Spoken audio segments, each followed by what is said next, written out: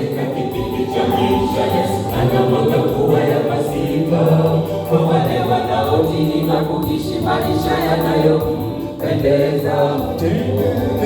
Tengeneza maisha kiroho, kumwagiwa mvua ya masika, uwe tayari kumpokea Mwokozi anaporudi. Tupo katika kipindi cha mwisho. Yesu anamwaga mvua ya masika kwa wale wanaotii na kuishi maisha yanayompendeza. Tengeneza maisha kiroho, kumwagiwa mvua ya masika, uwe tayari kumpokea Mwokozi anaporudi. Mlango wa neema unafungwa kwa wale wasiomtii Mungu, wanaong'ang'ana na dhambi na kuiona tamu maishani mwao. Siku inakuja watalia, sisi tulihubiri na kuimba kwa jina lako. Yesu akasema siwajui, nendeni katika ziwa liwakalo moto. Mlango wa neema unafungwa kwa wale wasiomtii Mungu, wanaong'ang'ana na dhambi na kuiona tamu maishani mwao. Siku inakuja watalia, sisi tulihubiri na kuimba kwa jina lako. Yesu akasema siwajui, nendeni katika ziwa liwakalo moto.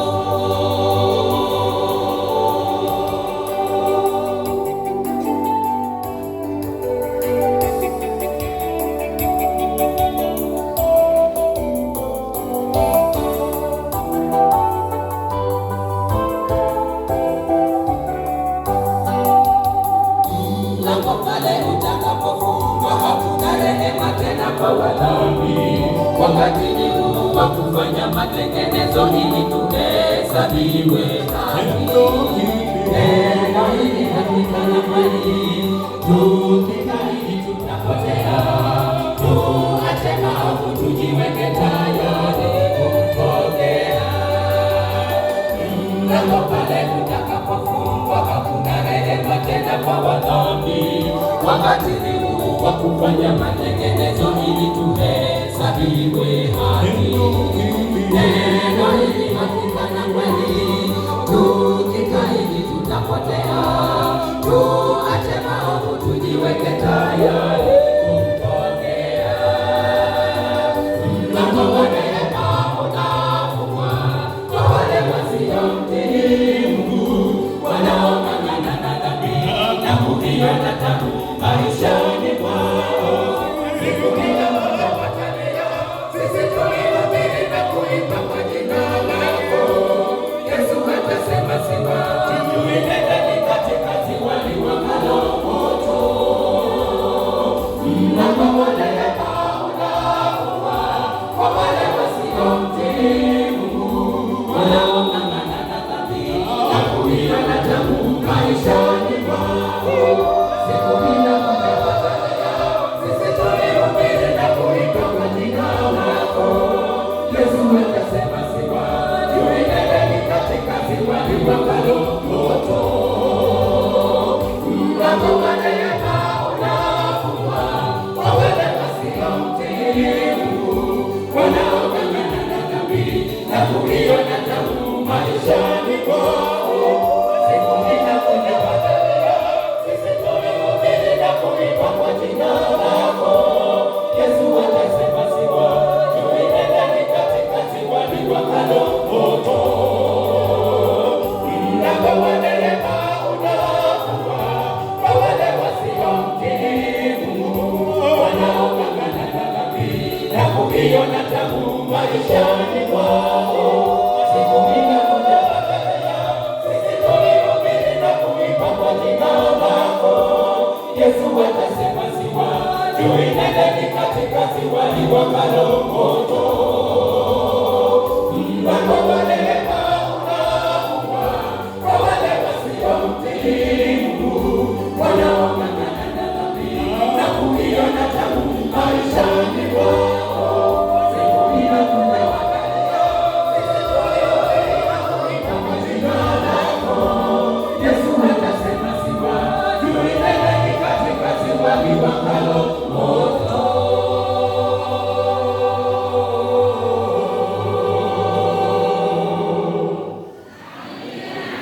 asifiwe. Sasa basi.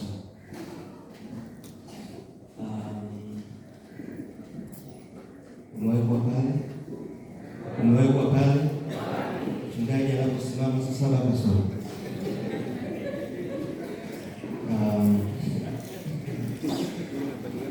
Nikaongea na mzee wa kanisa hapo kwamba sasa kwa kawaida huwa kwa kweli tunataka kumaliza ibada saa 6:30. Sasa tunafanyaje? Lakini 12 fungu la 2. Waebrania sura ya 12 fungu la 2. Natamani tulisome wote fungu moja tu ili tutasoma fungu lingine. Fungu moja inatosha kwa ajili ya mchana huu wa leo. Kitabu cha Waebrania sura ya 12 fungu la 2. Ikiwa umefika hapo sema amina. Amina. Tukimtazama nani? Yesu. Mwenye kuanzisha na mwenye kumaliza nini? Ambaye kwa ajili ya furaha iliyowekwa mbele yake alimstahimili nini? Na kuidharau nini? Naye ameketi mkono wa kuume wa kiti cha enzi cha nani? Baba wa mbinguni, kwa dakika hizi chache tusaidie. Tutazame msalaba, tukutazame wewe. Utupatie raha nafsini mwetu. Katika jina la Yesu, amina. Tunapokutana katika siku hii ya leo, naomba neno la Mungu lituongoze, liongoze macho yako, liongoze akili yako, liongoze akili yangu. Ni mtazame mtu mmoja tu mchana huu, naye sio mwingine, ni Yesu. Haleluya. Huyo ambaye nikimtazama kutakuwa na badiliko kubwa katika maisha yako, katika maisha yangu. Haleluya.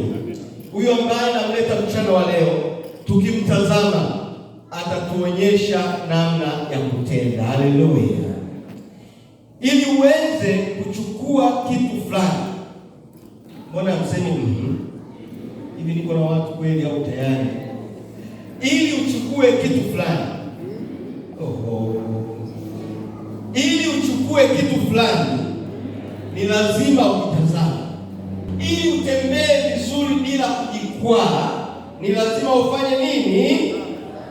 Kabla sijaendelea, nikukumbushe tu ya kwamba hata katika kipindi chote ambacho umekuwa umezaliwa mpaka hapo ulipo, umeona mengi. Ni kweli, sio kweli? Kutazama, kuona ni zawadi. Katika kipindi chote ambacho umekuwa katika mtaa huu wa Majoe, umeona mengi. Haleluya. Katika kipindi chote ambacho umekuwa katika kanisa hili la Viwege, umeona mengi. Katika kipindi chote ambacho umeimba kwaya, umeona mengi. Kuona ni zawadi. Umeona mengi ambayo mengine yanaleta furaha, mengine yanaleta nini? Huzuni. Umeona mengi, mengine yanakutia moyo, mengine yanakukatisha nini? Tamaa. Kuona ni zawadi. Nafikiri ndio maana hata nchi yetu ikaona kwamba ni vizuri iweze kuwa na wizara, mbona mseme inayohusika na mambo ya kuonaona. Kwa kuwa kuona ni nini? Ni zawadi. Na wakaweka wizara ya utalii. Haleluya. Umewekwa pale. Watu wanapolipa madola hela, wanatoka Amerika kuja kuona kaburi la Mwalimu Nyerere. Haujanielewa vizuri? Umewekwa pale. Watu wanapotoka nje wanalipa dola kwa ajili ya kwenda kuona mlima Kilimanjaro. Na wengine hawawezi kuupanda, nguvu zimeisha, lakini wanatamani tu waone. Kuona ni zawadi kutoka kwa Mungu. Ila Paulo anasema kuwa tusiangalie kama wengine wanavyoangalia. Haleluya. Wakorintho wa pili 4:18. Tusiviangalie vinavyoonekana, bali visivyofanya nini? Kwa maana vinavyoonekana ni vya muda tu, bali visivyoonekana ni vya milele. Haleluya. Sisi tupaswa kuangalia kama watu wanaoamini, si kama wale wasioamini. Hatuangalii katika yanayoonekana tu, kwa kuwa haya ni ya kitambo. Yote tunayoyaona muda huu huenda ni kwa kuwa yametengenezwa kwa ajili ya muda huu, lakini kuna ambayo hatuyaoni, yametengenezwa kwa ajili ya ule umilele. Haleluya.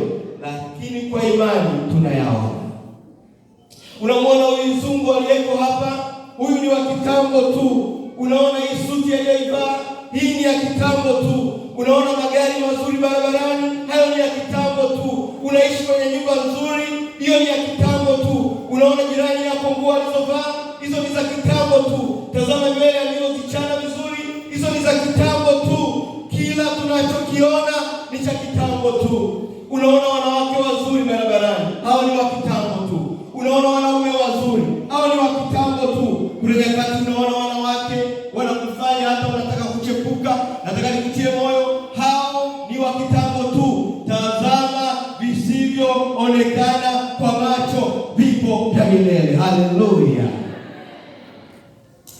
Je, umemuona malaika Gabriel? Hapana, huyu ni wa milele. Je, umeona barabara za lulu na dhahabu? Bado, hizi ni za milele. Jitahidi uweze kuwa pale.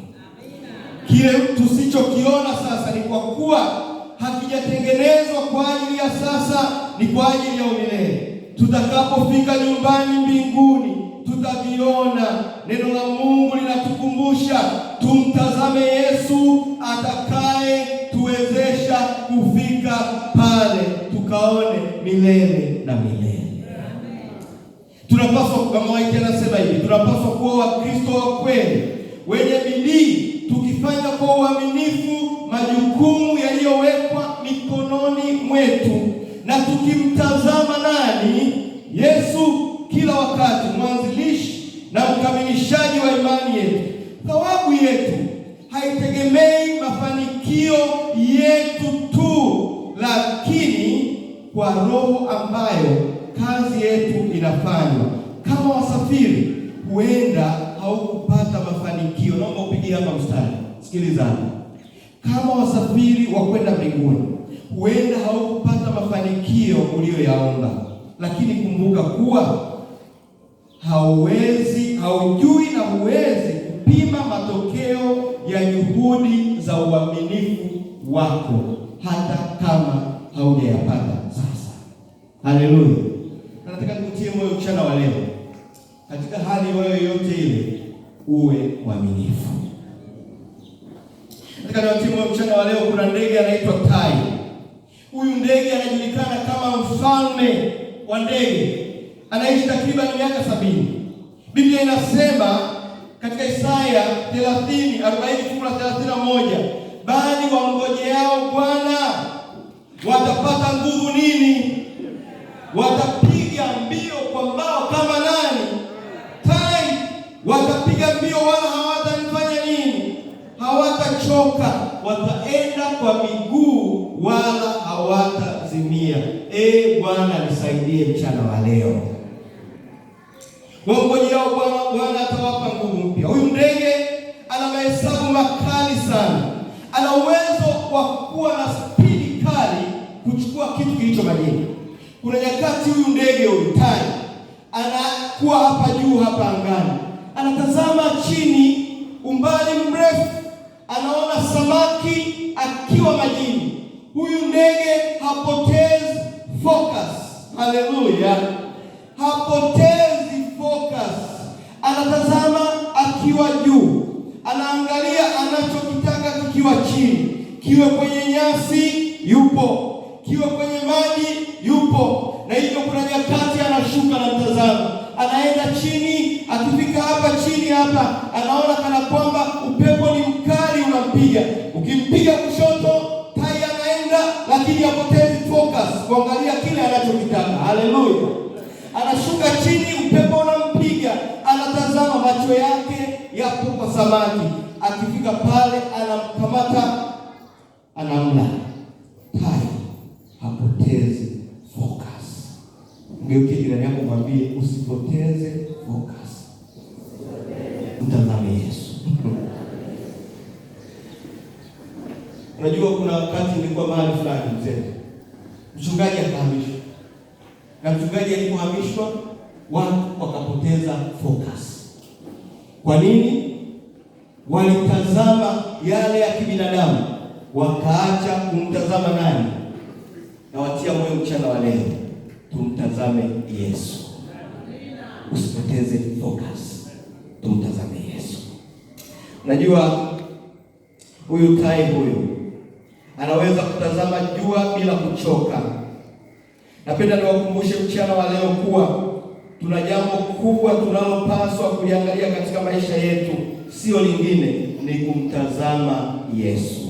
Tukimtazama Yesu, hapa ndipo ambapo tunafanya mazoezi ya imani yetu, tukitembea kwa imani sasa kuelekea maisha ya milele. Na watia moyo mchana wa leo, tumtazameni Yesu.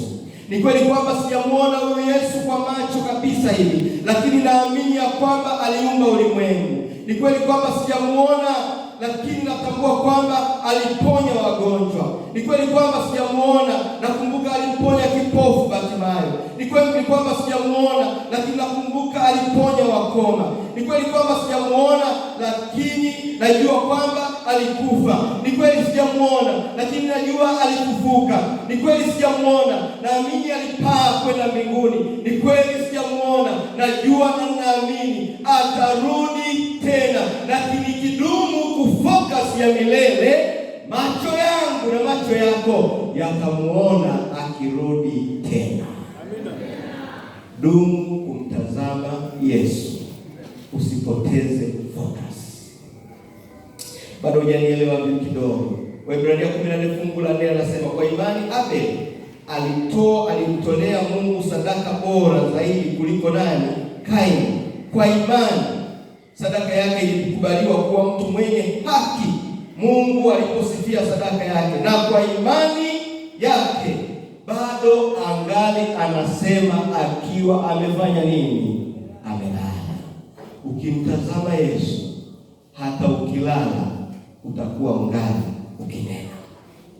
Yesu ndiye ambaye tunapaswa kumwangalia, tukimtumaini, kumtegemea. Atakupa nguvu, atakupa amani, atakupa maisha matakatifu. Hata kama utakufa kama Abel, lakini utakuwa ungali ukinena. Haleluya.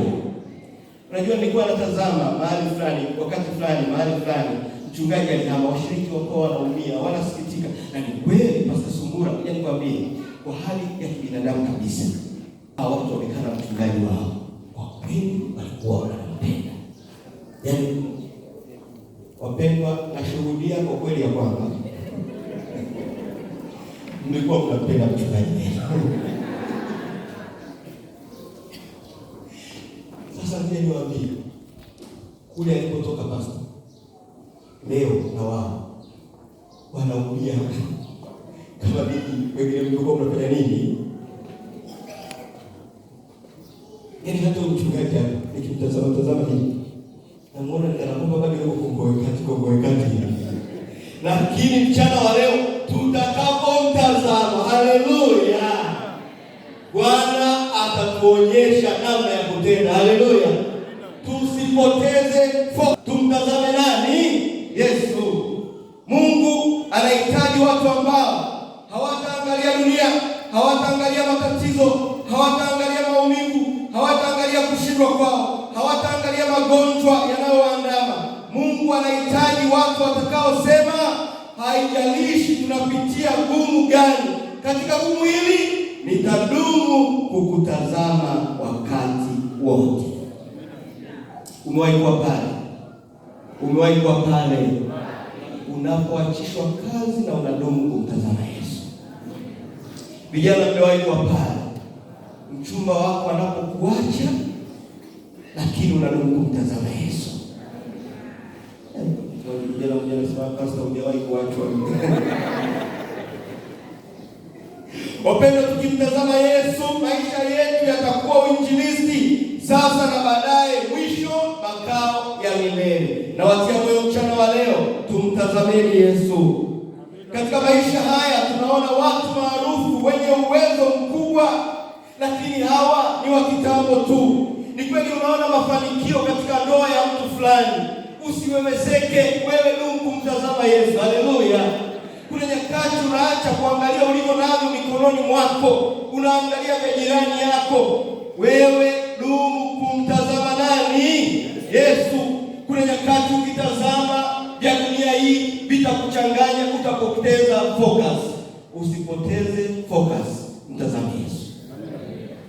Ni heri nifanikiwe ndio, lakini nikidumu kumtazama Yesu. Unajua, tutakapomuona Yesu tutasema hakuna wa kufanana naye. Yesu anakuja wapendwa, ila tunapodumu kumsubiri na tumsubiri tukiwa kama tai, tusipoteze focus tukimtazama yeye. Tukimtazama yeye, binadamu wenzetu, binadamu watatuchosha. Umewahi kwa pale unapomtazama mtu ambaye ulitegemea sana na siku moja akakutoa machozi. Hii inatokea, inaweza ikawa hata kanisani, inaweza ikawa hata nyumbani kwako kabisa, inaweza ikawa kazini kwako, inaweza ikawa kwenye biashara yako. Mtu ambaye ulimwekea matumaini kabisa, asilimia zote, akakuangusha.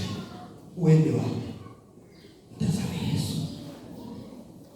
Kuna nyakati unaangalia marafiki zako, tabia zao zinakuchosha. Unaangalia washiriki wenzako, unachoka. Unaangalia mume wako, mtu wa karibu sana, ulimtegemea akufanyie mambo mazuri ya furaha. Kuna nyakati ulimwomba Mungu akupatie watoto, ukapiga magoti, ukaomba, lakini ukiwatazama watoto wako leo wameenda mbali, wamemwacha Yesu.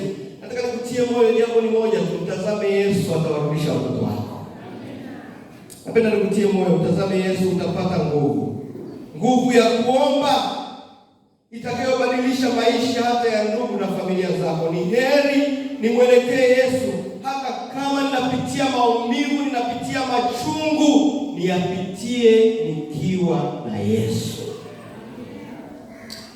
Pendo, tunapomalizia somo letu mchana wa leo, kwa kumtazama Yesu tunabadilishwa. Mungu anaweza kututoa katika tabia ambazo hazifai na kutupatia tabia njema kwa kumtazama.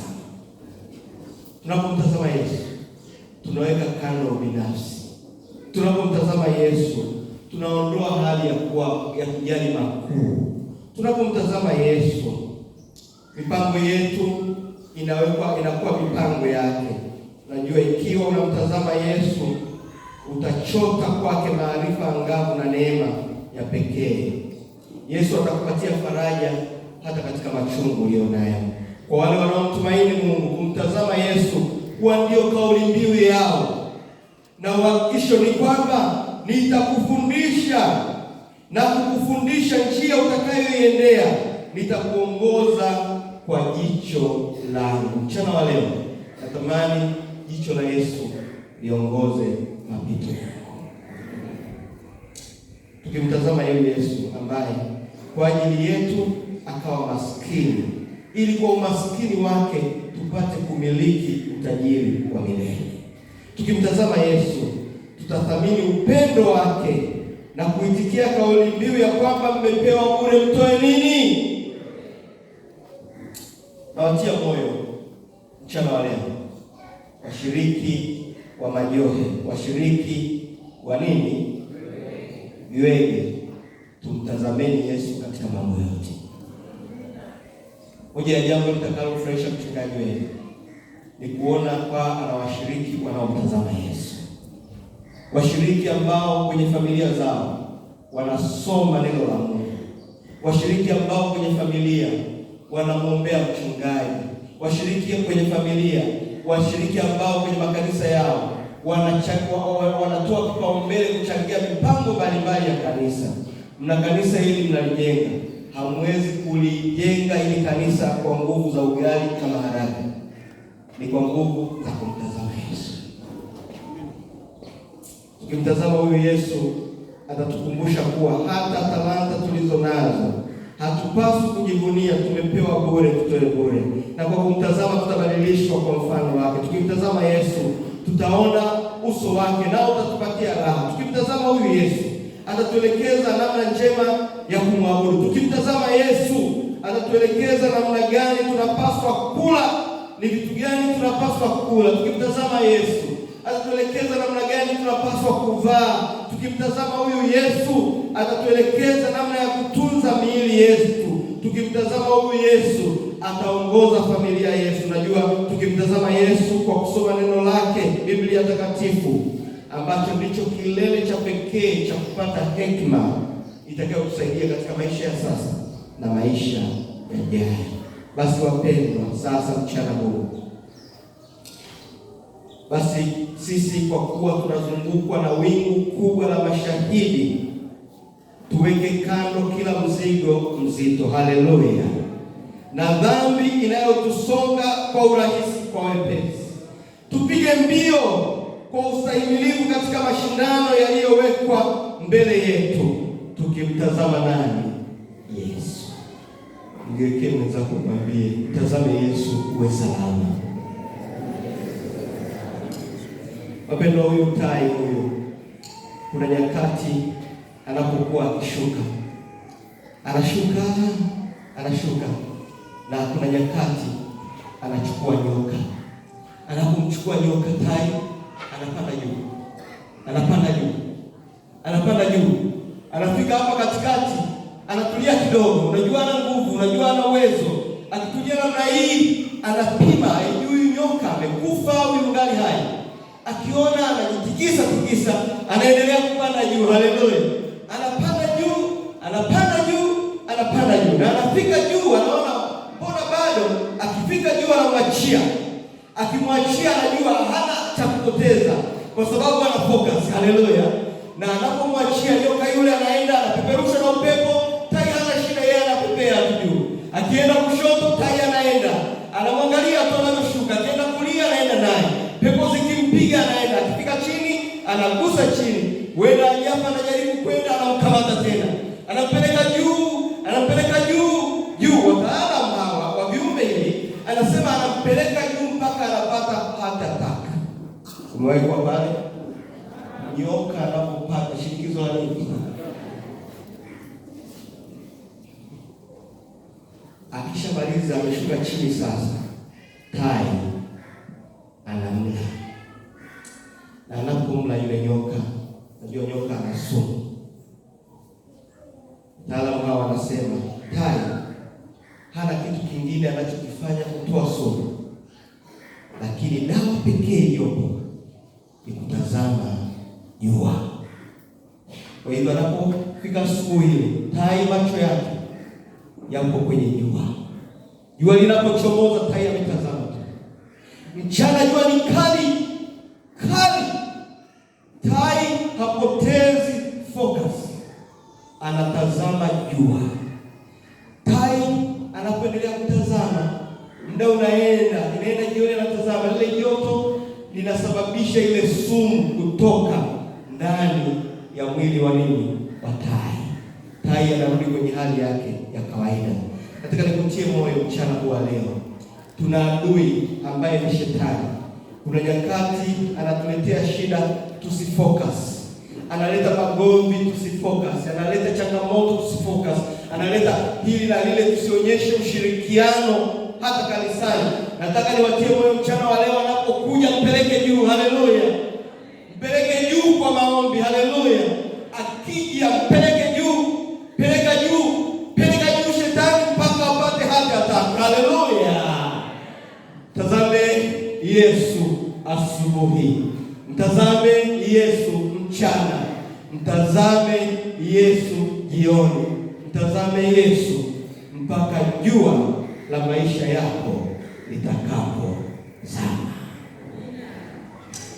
Tudumu kumtazama Yesu.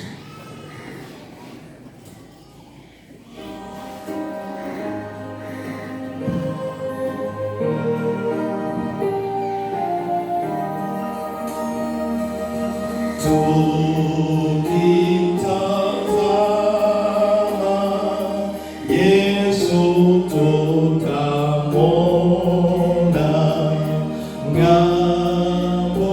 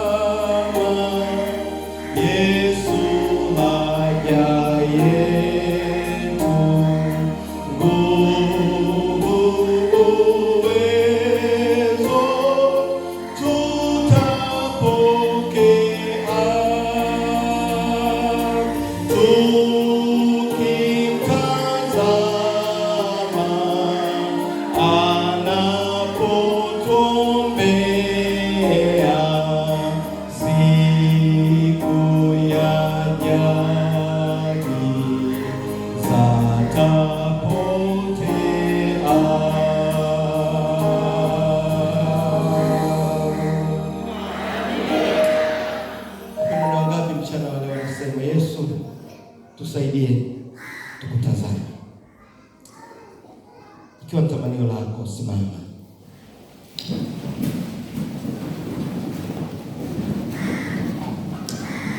Pastor Sungura, karibu hapa.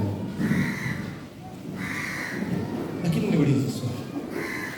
Wenda kuna mmoja yuko hapa mchana, anasema mimi nahitaji kumtazama Yesu kwa njia ya ubatizo. Wenda ni mmoja tu, wala sio wengi. Sitaki kupoteza nafasi hii. Unasema kwa kweli nimemtazama Yesu, lakini nahitaji nipige hatua, nimtazame kwa njia ya ubatizo. Ikiwa tamanio lako, nyosha tu mkono wako hapo ulipo. Tunaenda kukuombea. Hujabatizwa bado, uko hapa kanisani, wenda ulirudi nyuma, nyosha tu mkono wako. Tunaenda kuomba kwa ajili yako. Nyosha tu mkono. Je, uko mtu anaona nini? Unasema nahitaji kuyatoa maisha yangu kwa ubatizo. Basi Mungu awabariki sana. Ni wangapi wanasema tena, kwa kweli tutatoa ushirikiano kwa mchungaji wetu tukimtazama Yesu. Mungu awabariki sana. Nataka niwatie moyo hivi. Mchungaji huyu ni binadamu kama binadamu wengine. Kuna nyakati anakosea kama tunavyokosea. Lakini jambo moja tu, tukimtazama Yesu, hawa washiriki sio kwamba ni watakatifu sana. Ili kanisa ni hospitali ambayo haina mochwari. Na hivi walioko hapa wote ni wagonjwa, lakini wanahitaji kupelekwa kwa daktari Yesu Kristo. Hautaweza kwa nguvu sana, lakini kwa kumtazama. Mungu awabariki. Tudumu kumtazama Yesu.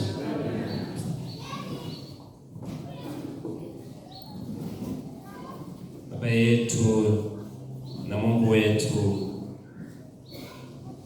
tuseme nini kwa neno lako mchana huu? Tumeisikia sauti yako inayotutia shime. Katikati ya ulimwengu wenye dhoruba, katikati ya ulimwengu wenye misukosuko, katikati ya ulimwengu unaokatisha tamaa, bado umetupatia Yesu kama nanga yetu na kimbilio letu kwa kila kitu. Shetani anapotujaribu ili tuiache nanga hii, umetukumbusha hatutakuwa salama. Nasi sote tumesimama tukisema ya kwamba tunahitaji kukiri ya kuwa Yesu ndiye hitaji letu, na utusaidie katikati ya dharuba kali za ulimwengu huu, tusiyaondoe macho yetu kwa Yesu.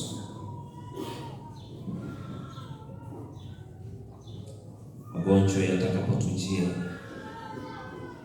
hofu, fadhaa na hata misiba itakayotujia, na hata pengine kuna mmoja anapitia msiba mzito, Baba, mchana huu tumejitoa kwako kutazama.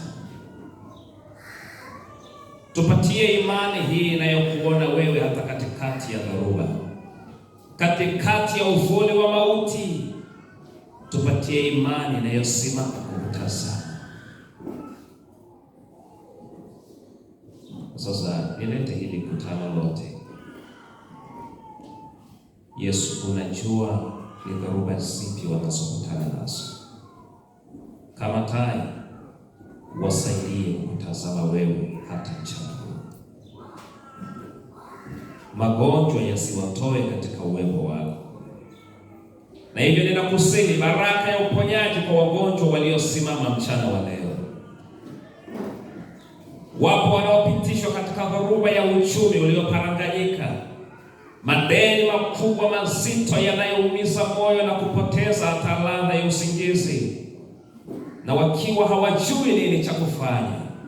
Wengine hata wanajaribiwa kukimbia, hata wengine wanasema ni heri kufa kuliko kuishi. Wenda yuko mmoja hapa. Baba, ninakusihi kwa kuwa daima umekuwa Mungu na Mwokozi wetu, simama kwa ajili ya uchumi wa watu wako. Simama kwa ajili ya madeni hatarishi kwa watu wako. Kama ulitulipia dhambi, deni la dhambi lililodai kifo cha umilele, Baba, tumekuona ukijishughulisha kwa madeni na uchumi wa watu wako, ukawaponya na kuwasamehe na kuwapatia baraka za kimwili pia. Wapo wanafunzi wakumbuke katika masomo yao. Wapo vijana wazuri wa kiume na wa kike wakikusubiri ya kwamba waletee wenzi wa maisha. Bwana, wasikatishwe tamaa na kukawia. Wape imani inayokuona na kukungoja wewe hata katikati ya ukimya wako. Lakini ni kanisa ulilotukabidhi utume. Ziko pepo katika utume. Wakati fulani shetani anaturumisha nyuma, akitukatisha tamaa ya kwamba miradi mikubwa ya kazi yako haiwezi kwenda. Lakini umetukumbusha hakuna linaloshindikana kwako. Basi tunaombea mipango yote ya kazi yako katika mtaa huu, ukatupatie nguvu na uwezo na neema ya kutenda yote kwa utukufu wa jina lako. Asante kwa ajili ya Pastor Isungo. Umeweka neno lako ndani yake na sisi tumelisikia. Umbariki yeye na nyumba yake. Bariki wakubwa wote, wakubwa kwa wadogo, na hata viongozi wetu tunapoelekea mapumziko haya. Ukiwa na neno lingine litufaalo tena siku hii ya leo, usiache kutupatia. Tupatie wakati mzuri wa mapumziko, lakini kubwa ukitufanya wote kukutazama wewe katika hali na nyakati zote. Kwa jina la Yesu, amen.